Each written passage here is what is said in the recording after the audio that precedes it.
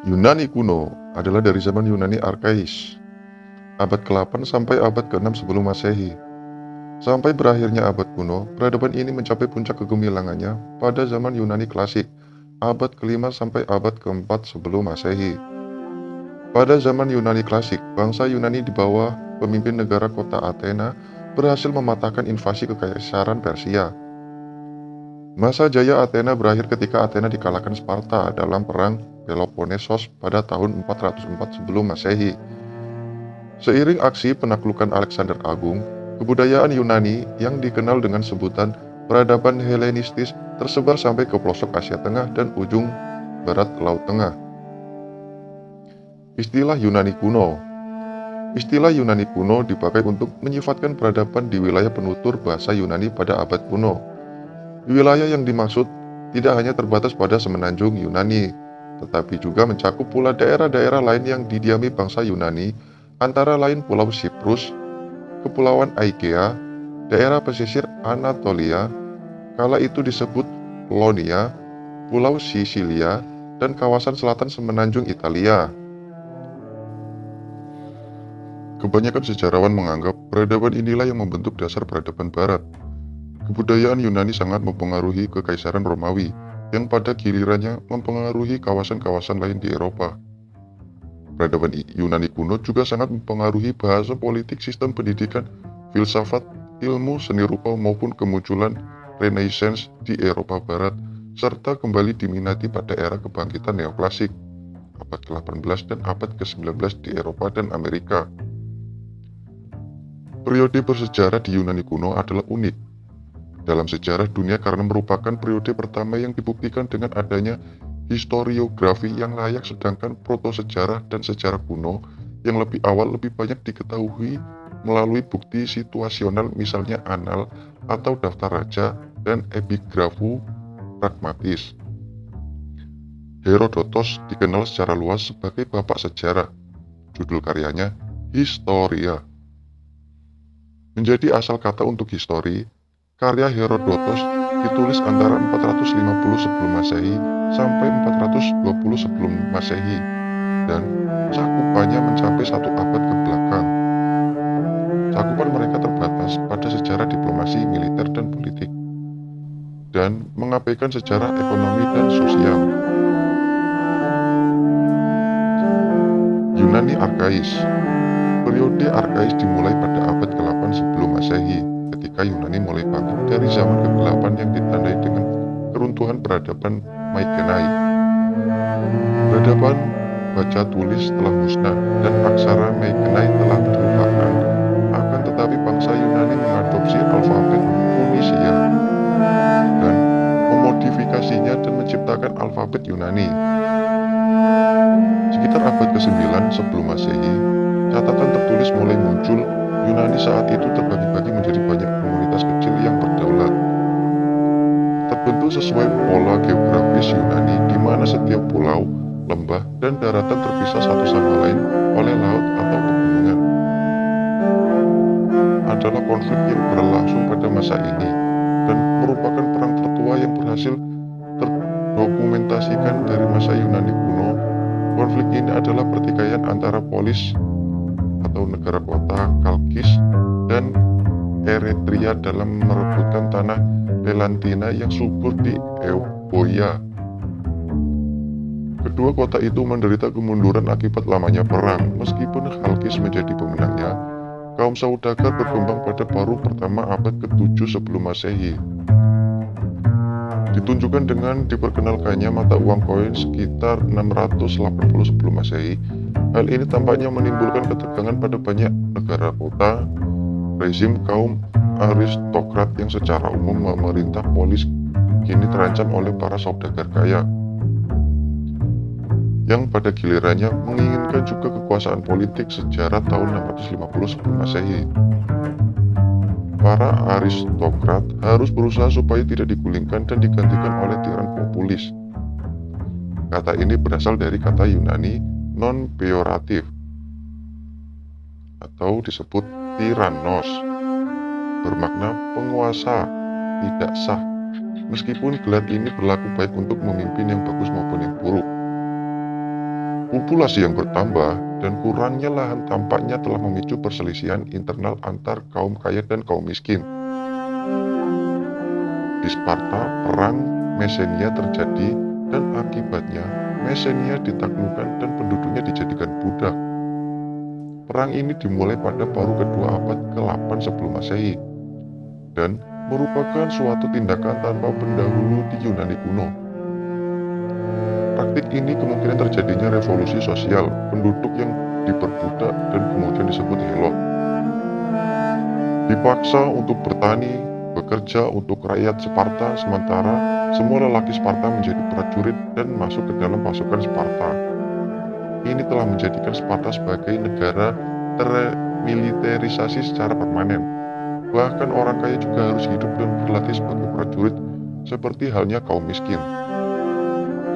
Penyetaraan ini bertujuan mengurangi potensi terjadinya konflik sosial antara kaum kaya dan kaum miskin. Reformasi ini disebut-sebut dilakukan oleh Lycurgus dari Sparta dan kemungkinan selesai pada 650 sebelum Masehi. Athena menderita krisis tanah dan pertanian pada akhir abad ke-7 sebelum Masehi dan lagi-lagi mengalami peperangan saudara. Arkon, hakim kepala, Draco membuat beberapa perubahan terhadap kode hukum pada abad 620 21 sebelum Masehi. Tetapi, tindakan ini gagal. Akhirnya, reformasi terjadi berkat Solon 594 sebelum Masehi yang memperbanyak tanah untuk orang miskin, tetapi menempatkan kaum aristokrat sebagai pemegang kekuasaan. Reformasi ini cukup membantu Athena stabil. Pada abad ke-6 sebelum Masehi, beberapa negara kota telah tumbuh menjadi kekuatan dominan Yunani, antara lain Athena, Sparta, Korintos, dan Thebes. Masing-masing menaklukkan wilayah pedesaan dan kota kecil sekitarnya, sementara Athena dan Korintos juga menjadi kekuatan maritim dan perdagangan terkemuka. Pertumbuhan penduduk yang pesat pada abad ke-8 dan ke-7 sebelum Masehi telah mengakibatkan perpindahan penduduk Yunani ke koloni-koloninya. Di Yunani besar, emigrasi ini berakhir pada abad ke-6 yang pada saat itu dunia Yunani secara budaya dan bahasa mencakup kawasan yang jauh lebih luas dari negara Yunani sekarang. Koloni Yunani ini tidak diperintah oleh kota pembangunnya, meskipun mereka tetap menjalin hubungan keagamaan dan perdagangan. Pada periode ini, perkembangan yang pesat dalam bidang ekonomi terjadi di Yunani dan juga di daerah-daerah koloninya yang menikmati kemajuan dalam perdagangan dan manufaktur. Periode ini juga ditandai dengan meningkatnya standar hidup di Yunani dan koloninya. Beberapa studi memperkirakan bahwa rata-rata ukuran rumah tangga Yunani pada periode 800 sebelum Masehi sampai 300 sebelum Masehi meningkat sampai 5 kali lipat, yang mengindikasikan adanya peningkatan tajam dalam hal pendapatan para penduduknya. Pada paruh kedua abad ke-6 sebelum Masehi, Athena jatuh dalam cengkraman tirani Peisistratos dan putranya Hippias dan Hipparchos. Akan tetapi, pada tahun 510 sebelum Masehi, pada pelantikan aristokrat Athena Cleisthenes, Raja Sparta Cleomenes I membantu rakyat Athena menggulingkan sang tiran. Setelah itu, Sparta dan Athena berulang kali saling serang. Pada suatu saat, Cleomenes I mengangkat Isagoras yang pro Sparta menjadi arkon Athena untuk mencegah Athena menjadi negara boneka Sparta. Cleisthenes meminta warga Athena untuk melakukan suatu revolusi politik, bahwa semua warga Athena memiliki hak dalam kewajiban politik yang sama tanpa memandang status. Dengan demikian, Athena menjadi demokrasi. Gagasan ini disambut oleh warga Athena dengan bersemangat. Sehingga setelah berhasil menggulingkan Isagoras dan menerapkan reformasi Cleisthenes, Athena dengan mudah berhasil menangkal 3 kali serangan Sparta yang berusaha mengembalikan kekuasaan Isagoras. Bangkitnya demokrasi memulihkan kekuatan Athena dan memicu dimulainya masa keemasan Athena. Pada abad ke-5 sebelum Masehi, Athena dan Sparta bersekutu untuk menghadapi ancaman asing yang sangat kuat dan berbahaya, yaitu Kekaisaran Persia.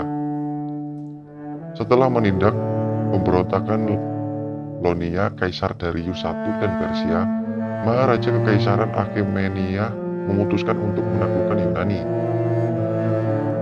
Serangan Persia pada tahun 490 sebelum Masehi diakhiri dengan kemenangan Athena dalam pertempuran maraton di bawah kepemimpinan Miltiades Muda atau Xerxes I, putra dan pewaris Darius I, mencoba kembali menaklukkan Yunani 10 tahun kemudian.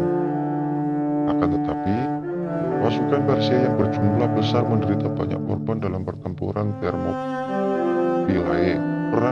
Perang Yunani-Persia berlangsung hingga 449 sebelum Masehi, dipimpin oleh Athena serta Liga Delosnya. Pada saat itu, Makedonia, Trakia, dan Kepulauan Aegea, serta Ionia semua terbebas dari pengaruh Persia. Posisi dominan kemaharajaan maritim Athena mengancam posisi Sparta dengan Liga Peloponnesosnya yang meliputi kota-kota di daratan Yunani. Konflik tak terhindarkan ini berujung pada Perang Peloponnesos pada tahun 431 sampai 404 sebelum Masehi. Meskipun berulang kali berhasil menghambat perang, Athena berulang kali terpukul mundur. Wabah-wabah penyakit yang menimpa Athena pada 430 sebelum Masehi disusul kegagalan ekspedisi militer ke Sisilia, sangat melemahkan Athena. Diduga sepertiga warga Athena tewas, termasuk Perikles, pemimpin mereka. Sparta berhasil memancing pemberontakan para sekutu Athena dan akhirnya melumpuhkan kekuatan militer Athena. Peristiwa penting terjadi pada 405 sebelum Masehi ketika Sparta berhasil memotong jalur suplai pangan Athena dari Hellespont. Terpaksa menyerang armada angkatan laut Athena yang pincang dihancurkan oleh pasukan Sparta di bawah pemimpin Lysandros dalam pertempuran Aegospotami pada 404 sebelum Masehi. Athena mengajukan permohonan perdamaian dan Sparta menentukan persyaratan. Athena harus kehilangan tembok kotanya, termasuk tembok panjang pada lautnya dan seluruh koloni di seberang laut. Pada abad ke-4 sebelum Masehi, Yunani memasuki abad ke-4 di bawah hegemoni Sparta. Akan tetapi jelas dari awal bahwa Sparta memiliki kelemahan. Krisis demografi menyebabkan kekuasaan Sparta terlalu meluas dengan kemampuannya terbatas untuk mengelolanya. Pada tahun 395 sebelum Masehi, Athena, Argos, Thebes, dan Korintos merasa mampu menentang dominasi Sparta yang berujung pada perang Korintios pada 395 sampai 387 sebelum Masehi. Perang ini berakhir dengan status quo dengan diselingi intervensi Persia atas nama Sparta. Hegemoni Sparta berlangsung terus selama 16 tahun setelah peristiwa itu hingga Sparta berusaha memaksakan kehendaknya pada warga Thebes. Sparta kalah telak dalam pertempuran Leuctra pada tahun 371 sebelum Masehi. Jenderal Thebes Epaminondas memimpin pasukan Thebes memasuki semenanjung Peloponnesos sehingga banyak negara kota memutuskan hubungannya dengan Sparta. Pasukan Thebes berhasil memasuki Mesenia dan membebaskan rakyatnya. Kehilangan tanah dan penduduk, jajahan Sparta jatuh menjadi kekuatan kelas 2 hegemoni Thebes, kemudian berdiri meski berusia singkat. Dalam pertempuran Mantinea pada tahun 362 sebelum Masehi melawan Sparta dan sekutunya, Thebes kehilangan pemimpin pentingnya, yaitu Epamonides. Meskipun mereka meraih kemenangan, akibat kekalahan ini, baik Thebes maupun Sparta sama-sama menderita kerugian besar, sehingga tak satu pun di antara mereka atau sekutunya yang dapat meraih dominasi di Yunani. Melemahnya berbagai kota negara di jantung Yunani terjadi bersamaan dengan bangkitnya Makedonia yang dipimpin oleh Philippos II dalam waktu 20 tahun. Philippos berhasil mempersatukan kerajaannya, memperluas ke utara dengan memojokkan suku-suku Beria, kemudian menaklukkan Tesalia. Suksesannya terjadi berkat inovasinya yang mereformasi pasukan Makedonia. Berulang kali Philippos campur tangan dalam urusan politik negara kota di selatan yang berujung pada invasinya pada tahun 338 sebelum Masehi. Setelah mengalahkan kedua tentara Athena dan Thebes secara telak dalam pertempuran Chaironeia pada tahun 358 sebelum Masehi, Filipos secara de facto dan menjadi hegemon seluruh Yunan, kecuali Sparta. Dia memaksa mayoritas negara kota Yunani untuk bergabung ke dalam Liga Korintos dan bersetubuh dengannya, serta mencegah mereka saling menyerang Achaemenid. Akan tetapi ia dibunuh oleh Pausanias dari Orestis pada awal konflik. Alexander Agung, putra dan pewaris Filipos, melanjutkan perang. Alexander mengalahkan Garbustica dari Persia dan menghancurkan kekaisaran Achaemenid sebelumnya, serta memasukkannya ke dalam kekaisaran Makedonia. Karena kehebatannya, ia memperoleh gelar agung ketika Alexander wafat pada 323 sebelum Masehi.